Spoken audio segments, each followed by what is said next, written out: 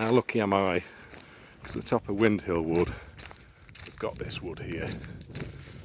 We'll have to look its name up. I've been in it many times over the year, but I've never looked its name up. But this is another ancient woodland.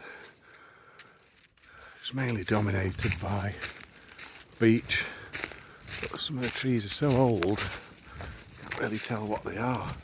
They're so covered in moss and lichen.